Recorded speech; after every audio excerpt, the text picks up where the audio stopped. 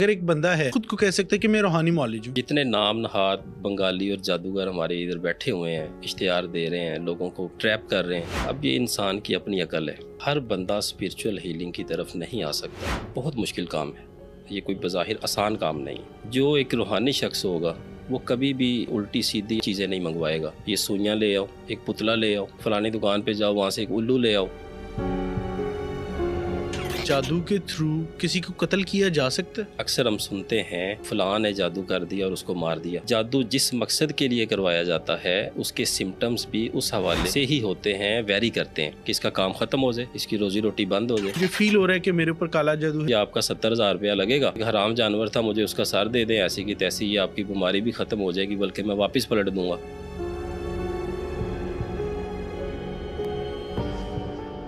ناظرین، آج ہمارے ساتھ موجود ہیں چودھری رخسار صاحب، جن سے ہم جانیں گے کہ کیا واقعی ہی جادو کے ذریعے کسی کو قتل کیا جا سکتا ہے؟ قبر میں مردے کے ساتھ تعویذات کو لگا کر کون سا جادو کیا جاتا ہے؟ روحانیت، مراقبہ اور تصوف کیا ہے؟ اس کے علاوہ قرآن و حدیث کی روشنی میں ہم اپنی بیماریوں کا، رزق میں بندش کا اور اس کے علاوہ دیگر مسائل کا علاج کیسے کر سکتے ہیں؟ یہ سب کچھ جاننے کے لیے پوڈ کاسٹ کو اینڈ تک ضرور دیکھیں. السلام علیکم رخسار صاحب، کیسے ہیں آپ؟ جی وعلیکم السلام، الحمدللہ. اچھا رخسار صاحب، آج جس بارے میں ہم بات کرنے جا رہے ہیں ایک بڑا منفرد سا ٹاپک ہے، آبویسلی دیکھنے والے بھی جاننا چاہتے ہیں. اگر ہم روحانیت کو سمجھنا چاہیں، اسپرچویلٹی کو، تو اگر ایک عام انسان دیکھ رہا ہے کہ اسپرچویلٹی، تو وہ کیسے سمجھے گا کہ بیسیکلی یہ ہے کیا ہے؟ روحانیت عام لفظوں میں ہے کیا ہے؟ حسن صاحب، سب سے پہلے ورلڈ جو اسپرچویلٹی ہے، روحانیت ہے، اس کے اوپر غور کرنے کی ضرورت ہے کہ یہ کیا ہے. روحانیت یہ لفظ روح سے نکلا ہے کہ روح کا علم، اس کو آپ کہہ سکتے ہیں. اور اسپرچویلٹی میں جو روح کا علم ہے، جب کوئی بھی سالک ذکر اذکار کرتا ہے، اس کا مقصد اپنی روح کو تقویت بخشنا ہوتا ہے کہ اپنی کثافتوں کو ختم کرتے ہوئے لطافتوں میں اضافہ کرے، اور وہ ذکر اذکار سے اور آپ کی مرشد کے دست شفقت سے ہی ممکن ہے. اور اسی کا نام روحانیت ہے. لیکن ہمارے معاشرے میں جب ہم روحانیت کا ذکر کرتے ہیں تو لوگوں کے ذہن میں آتا ہے شاید کوئی چیلہ کشی وغیرہ اور علاج معالجہ وغیرہ، دم درود وغیرہ، ان کامن ورڈز جو ایک لے مین سوچتا ہے. جبکہ جو روحانیت ورلڈ ہے، یہ اسے روح کا علم آپ کہہ سکتے ہیں کہ اپنی روح کے بارے میں جو علم ہے اس کی کثافتوں کو ختم فرق کر کے لطافتوں میں اضافہ کرنا، اور اس سفر کو ہم اسے روحانیت کہہ سکتے ہیں. ادروائز ایک اسپیسیفک یہ جو ٹرم ہے روحانیت، اس کو اس حوالے سے بھی دیکھا جاتا ہے کہ سفر روحانیت، کہ جی اللہ کی راہ پہ نکلنے کا جو سفر ہے اسے ہم روحانیت کہتے ہیں. ٹھیک ہے. اچھا، اس کے اندر دو چیزیں اور ہم اکثر سنتے ہیں، لوگ مراقبہ کرتے ہیں، تصوف کی باتیں کرتے ہیں. میں پھر وہی بات کروں گا کہ ایک لے مین کے لیے تصوف کو سمجھنا یا پھر مراقبے کو سمجھنا، اسپرچویلٹی روحانیت کو سمجھنا، میڈیٹیشن وغیرہ کو سمجھنا، ان ٹرمینالوجیز کو ایک لے مین کیسے سمجھ سکتا ہے؟ سب سے پہلے میں آپ کے توسط سے ناظرین کو یہ بتانا چاہتا ہوں کہ یہ ایسی چیزیں نہیں ہیں ٹھیک ہے کہ ہم کسی کو پانی میں گھول کے پلا دیں اور اس کو یہ ساری سمجھ آ جائے. یہ ایک ٹائم ٹیکنگ پروسیس ہے.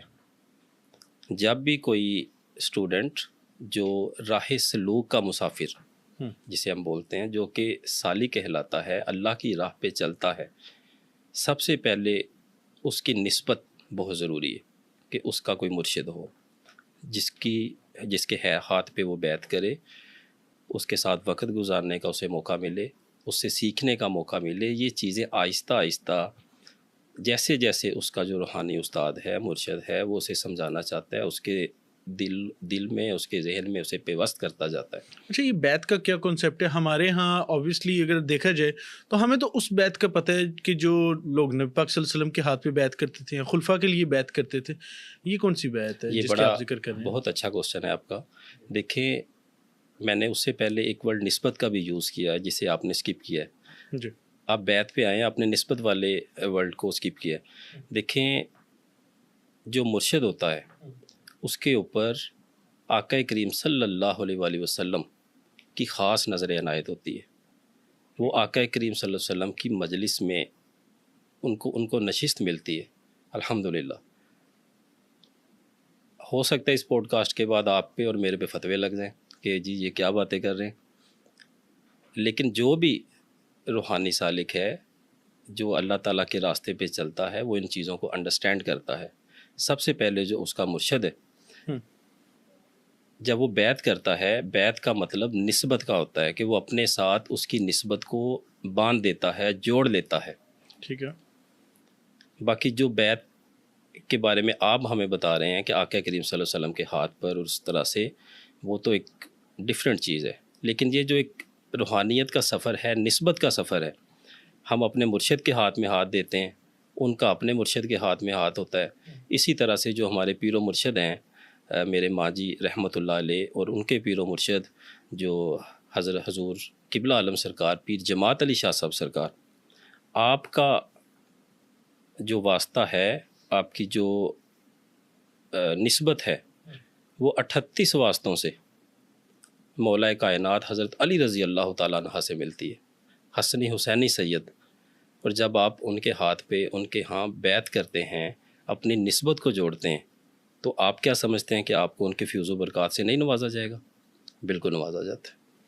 ٹھیک ہو گیا. اچھا، اگر ہم آگے چلتے ہیں، اوبیسلی ایک اگر اسپریچول بندہ ہے تو روحانی معالج بھی وہ خود کو کہتے ہیں، لوگوں کا علاج کرتے ہیں. تو سر مجھے یہ پہلے بتائیں نا کہ یہ اگر جو اسپریچویلٹی ہے اور روحانی معالج ہے، کیا یہ دونوں ایک ہی بندہ ہوتا ہے؟ اور اگر ہاں تو روحانی معالج لوگوں کا علاج کیسے کرتا ہے؟ وہ اس سٹیج تک کیسے پہنچتا ہے کہ وہ خود کو کہہ سکے کہ میں ایک روحانی معالج ہوں؟ میں اپنا کوشچن ایکسٹینڈ کرتا ہوں تھوڑا سا. لیٹ سے کہ جیسے آپ نے بھی بتایا، آپ نے ذکر کیا کہ آپ ایڈوکیٹ بھی ہیں، آپ ایڈوکیٹ بنے ہیں کسی لاء کالج سے. کوئی ڈاکٹر ہے تو وہ کسی میڈیکل انسٹیٹیوٹ سے فارغ ہوگا، کوئی انجینئر ہے اسی طریقے سے. تو کوئی روحانی معالج اگر خود کو کہہ رہا ہے تو وہ کیسے کہہ سکتا ہے؟ اس کے پاس کیا ڈگری ہے، یا وہ کیسے کوئی بندہ کسی اس پہ کیسے ٹرسٹ کر سکتا ہے کہ واقعی یہ روحانی معالج ہے؟ سب سے پہلے یہ جو آپ کا کوسچن ہے، اس لمبے کوسچن کا میں ایک ویری سمپل سا ایک جواب دیتا ہوں. ٹھیک ہے. کہ یہ اللہ تعالیٰ کی عنایت ہے، مرشد کی عطا ہے، اللہ تعالیٰ کا خاص فضل و کرم ہے. ہر بندہ اسپریچول ہیلنگ کی طرف نہیں آ سکتا. یہ بہت مشکل کام ہے، یہ کوئی بظاہر آسان کام نہیں ہے. اب میں بائی پروفیشن اسپریچول ہیلر نہیں ہوں. میری یہ روزی روٹی کا ذریعہ نہیں ہے. ٹھیک ہے. یہ الحمدللہ میرے مرشد کی دعاؤں سے اللہ تبارک تعالیٰ اور آقا کریم صلی اللہ علیہ وآلہ وسلم کی طرف سے خاص عنایت ہے کہ ہم خدمت خلق کریں، لوگوں میں آسانیاں بانٹیں. جیسا آج کل بازار گرم ہے آپ کے سامنے، لوگ در بدر ٹھوکریں کھا رہے ہیں، کبھی کسی معالج کے پاس، کبھی کسی معالج کے پاس. یہ اللہ تبارک تعالیٰ کی طرف سے ہماری ڈیوٹی ہے کہ ہم خلق خدا کی خدمت کریں، ان کے لیے آسانیاں پیدا کریں. ٹھیک ہے. نہیں، میرا سوال پھر وہیں پر یہ کہ اگر ایک بندہ ہے تو وہ کیسے خود کو کہہ سکتا ہے کہ میں روحانی معالج ہوں؟ کیسے وہ آئیڈینٹیفائی کر پا رہے ہیں؟ کیا اس کے پاس سرٹیفیکیشن ہے؟ دیکھیں میری بات وہی ہے، وہی